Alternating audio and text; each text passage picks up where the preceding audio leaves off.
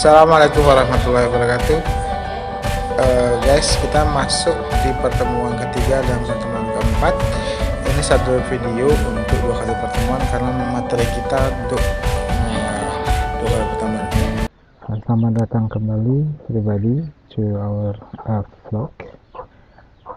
Selamat bergabung bersama saya kembali. Jangan lupa di subscribe, jangan lupa dipelajari. Nah, semangat selalu. Sebelum belajar, jangan lupa selalu berdoa dan bersyukur kepada Allah SWT, dan selawat baginda Allah Muhammad. Baik, untuk perkuliahan sekarang ini, yang sebelumnya kita membahas di pertemuan kedua membahas mengenai apa itu penelitian, jenis-jenis penelitian. Nah, sekarang kita akan membahas lanjutan, yaitu setelah menemukan pengertian dari penelitian, kita akan bahas mengenai masalah. Kok masalah dibahas? Masalah, apakah penting masalah itu dibahas? Nah, ini adalah pertemuan ketiga dan keempat. Jadi pertemuan ketiga kita akan membahas apa itu masalah, apa itu sebagian bagiannya, dan kemudian kalian harus langsung menerapkan, langsung mencari masalah dengan membakar rumah. Dengan melakukan tugas yang akan saya berikan di akhir video ini. Nah, kita masuk yang pertama. This is our lesson today. We will discuss about masalah itu. Apa sih masalah itu? Jadi pertanyaan. Kemudian, seberapa pentingkah Anda buat saya? Oh, bukan. Seberapa pentingkah masalah itu? And then, so how can I get it? Bagaimana cara mendapatkan masalah? Dengan membakar rumah. Oh, bukan. Dengan apa? Nah, itu akan kita bahas di perkuliahan kita today. Cheers out. Nah, kita masuk yang pertama. What is that? Yang pertama, kita akan bahas apa itu masalah dengan menganalogikan 1-7 dari pernyataan atau pertanyaan yang saya buat. Yang pertama, sering terlambat masuk kelas. Apakah itu masalah? Kemudian, sakit-sakitan, itu masalah. Putus cinta, apakah itu masalah? Kemiskinan, apa itu masalah? Kebakaran, apa itu masalah? Kurang bersemangat belajar, apakah itu masalah? Dan sedih ketika ditinggal nikah oleh mantan. Aduh, kasian banget ya si Mahni ditinggal sama mantannya. Oh, bukan, si Sinta atau si semua kalian yang ditinggal mantan mereka, maka segeralah menikah. Oh, tidak. Oke, itu cukup intermezzo. Kita masuk bisa mengetahui apa itu masalah berdasarkan ini. Nah, padahal sebenarnya kita sudah membahas masalah, ya kan? Saya rasa sudah paham ketika kita bahas di Teknopreneur 2. Di Tekno 2 kita sudah membahas tentang masalah, ya kan? Nah, dari situ kita sudah mengetahui masalah. Nah, kita ulangi lagi dengan kita mengetahui masalah dari pertanyaan-pertanyaan berikut ini. Kira-kira menurut Anda semua, apakah semua ini masalah? Jawab sendiri dalam hati. Oke. Kemudian lanjut. Dari sini kita mengetahui bahwa sering terlambat masuk kelas akan menjadi masalah ketika apa? Ketika dia tidak beda dengan Anda semua yang mau terlambat semua, kan? Jadi kalau dia itu memang mau untuk terlambat masuk kelas, maka tidak akan jadi masalah. Beda halnya dengan dia tidak mau, maka ini adalah masalah. Kemudian sakit-sakitan pun begitu. Ada sakit-sakitan yang memang dia mau dengan minum baygon contohnya. Kemudian yang satu lagi memang tidak mau sakit. Ketika dia tidak mau sakit, maka dia jadi masalah. Kemudian putus cinta. Ayo, putus cinta itu juga apakah masalah? Ya masalah kalau memang dia nggak mau putus. Kalau dia mau putus, kalau dia mau, berarti itu mau putus berarti tidak masalah. Kemiskinan, ya sudah barang tentu kebanyakan orang tidak mau hidup miskin, nah itu biasanya masalah. Nah, kebakaran pun juga begitu, itu bisa masalah. Nah, kurang bersemangat dengan saat belajar, apakah itu masalah? Bisa kita lihat dari beberapa banyak hal. Ketika dia kalau dia oke fine saja, maka it's okay. But if they don't want to do it become a trouble. So sedikit ketika mantan pun juga akan menjadi masalah jika dia tidak fine atau tidak mau. Nah, dari sini kita bisa membuat kesimpulan bahwa masalah adalah antara mau dan tidak mau. Apakah itu? Nah, secara ilmiahnya atau secara bisa saya simpulkan bahwa masalah adalah adanya kesenjangan antara mau dan tidak mau, bukan, ya juga salah satunya antara kenyataan dan dengan harapan. Itulah, ini dia kesenjangan antara kenyataan dan harapan. Ketika teori gap antara atau kesenjangan antara kenyataan dan harapan, maka itu adalah masalah. Oke, paham ya? Saya sudah paham dengan beberapa banyak contoh. Nah, ketika kita sudah mengetahui bahwa 1 sampai 7 ini contoh di sini adalah masalah atau tidak. Nah, kita berlanjut, kenapa? So, is that important? I don't think so. Maybe one of it yes, or the others no, or all of it are trouble. Nah, kita bahas pada let's we check the point before. Sering terlambat masuk kelas, penting kita itu jadi masalah. Bisa saja penting karena pengaruhnya terhadap mungkin hasil belajarnya dan prestasinya. Kemudian ketika dia sakit-sakitan, penting kah? Bisa penting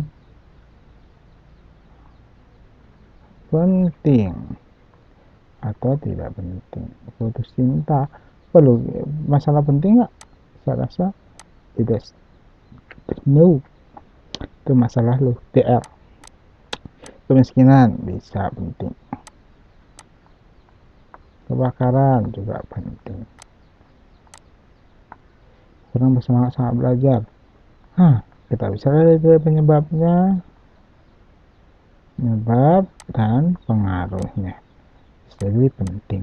Kemudian ketika ditinggal menikah oleh mantan, saya rasa juga itu masalah pribadi, itu DL. Jadi kita bisa lihat. Nah, penting nggak penting, lihat dari pengaruh, lihat dari dampaknya.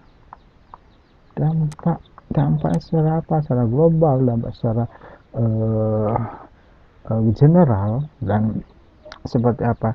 Kemudian penting tidak penting kita kaitkan dengan perlukah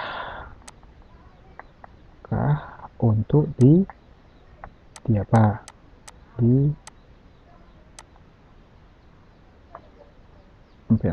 Penting untuk diteliti. Nah, is that the point? Jadi sering tanpa masuk kelas perlu kita teliti kenapa dia sering tanpa masuk kelas. Namun ketika penting atau tidak penting, sering tanpa masuk kelas kalau memang banyak dari bukan pengguna, dari yang terlambat bisa kita teliti. Kalau tidak penting ya tidak perlu juga, pengaruh tidak besar bisa juga tidak penting atau tidak perlu kita teliti. Nah, salah satu kita perlu kita teliti penyebabnya dan sebagainya. Putus cinta apalagi tidak penting untuk diteliti. Kemiskinan ini penting karena banyak dampaknya secara general bisa, dan penting juga untuk diteliti. Kebakaran juga kurang bersemangat belajar bisa juga dari penyebabnya. Kenapa kurang bersemangat dalam belajar di kelas XYZ, sekolah XYZ. Nah, itu dia kaitannya dengan ini. Jadi kita harus melihat masalah itu dari kepentingan penting atau tidak penting untuk diteliti, besar kecilnya dampak dan sebagainya. Jadi itu mengapa penting atau tidak pentingnya. So is that important? No. Next we learn about how we can get it. Nah, so much ways to get it, like a study or just see the things one. But I usually use this. Use what? Anyone knows? Please tell me. I can hear you. I can't hear you. Oh ya, kita akan dari. Oke, jadi what? Saya membuat the power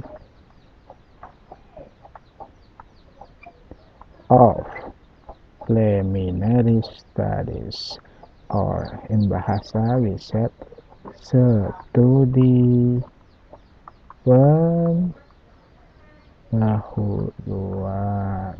Nah, kita bisa mendapatkan masalah dengan melakukan studi pendahuluan. Studi yang kita buat untuk mencari masalah, untuk mencari beberapa fenomena yang perlu kita teliti. Next. Nah, preliminary studies atau studi pendahuluan, we can do it with three source information, and I call this the power of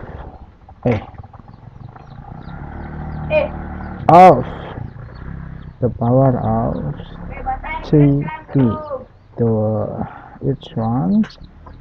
From the people, and from the place.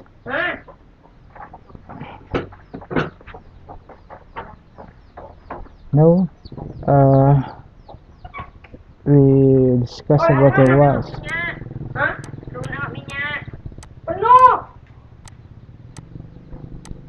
Sorry,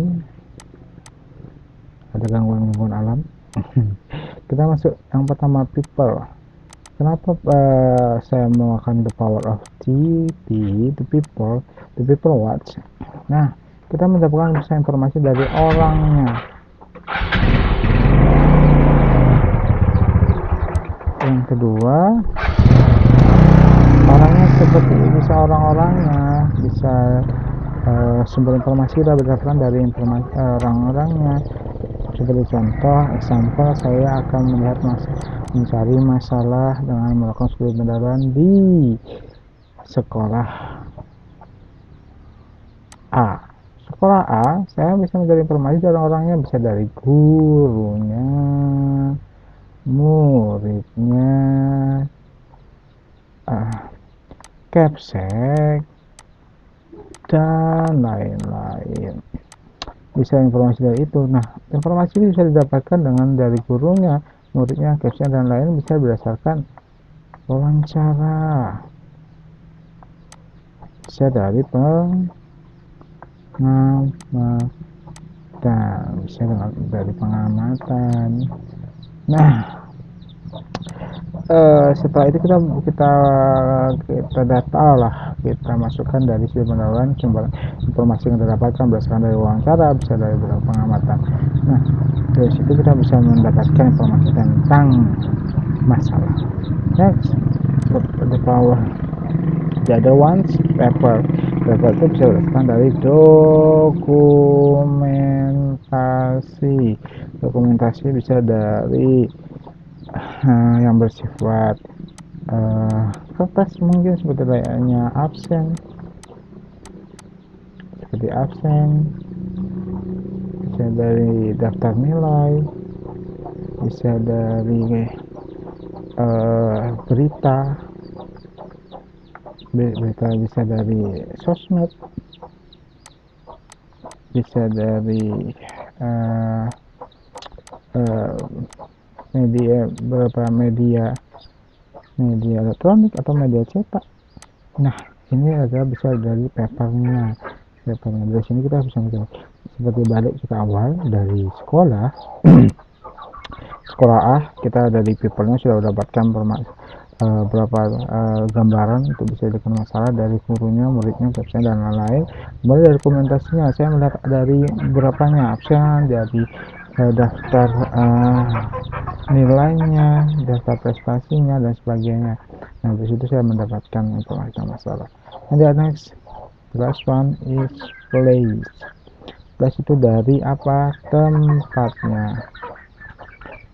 Tempatnya bagaimana? Bisa dari gedung sekolah, bisa dari gedung sekolah, bisa dari ya ada labnya, kelasnya, bisa dari sarana prasarananya. Nah, bagaimana itu bisa menjadi masalah atau tidak. Nah, ketiga ini kita rangkum, ketiga ini kita rangkum menjadi suatu hal studi pendahuluan atau preliminary studies. Nah, dari ini kita bisa dapat banyak masalah.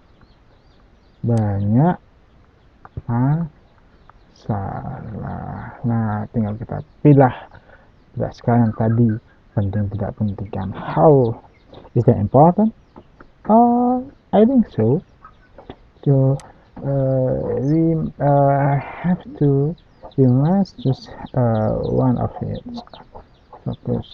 Point it. Okay, next. Okay, get it, everybody.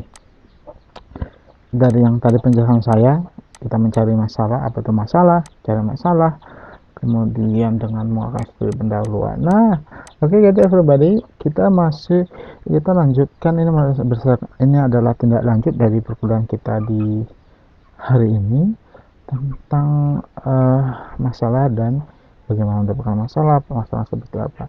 Nah, maka dari itu Anda semua harus membuat tugas, dan ini menjadi pertemuan keempat karena minggu depan kalian tidak perlu masuk atau kita masuk di daring atau luring karena langsung terjun ke lapangan.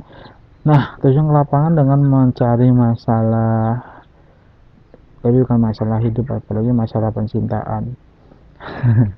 Nah, kita lanjut ke maka dari itu kita harus melakukan studi pendahuluan dengan menggunakan 3P.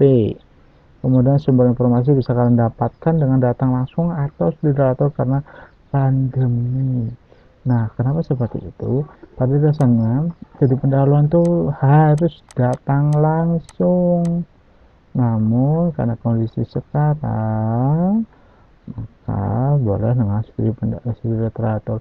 Tapi saya sangat menyarankan sekali Anda semua untuk minggu depan untuk dalam membuat tugas ini langsung datang ke tempatnya atau sekolah yang paling dekat atau labor yang paling dekat atau ke kampus. Jadi kalian bisa mencari sumber-sumber masalah. Kemudian ketiga, kumpulkan laporan sistem pendahuluan dengan format yang akan dijelaskan di Edmodo atau virtual class yang lainnya. Oke, saya rasa sudah cukup jelas dan saya rasa Anda semua paham. Saya harapkan paham. Nah, jika ada yang ditanyakan, please feel free to ask me. Is it okay? If you wanna ask me. Oke, baik. Sampai di sini pertemuan kita hari ini. Tetap semangat, jangan lupa bahagia. Alhamdulillah, Assalamualaikum warahmatullahi wabarakatuh.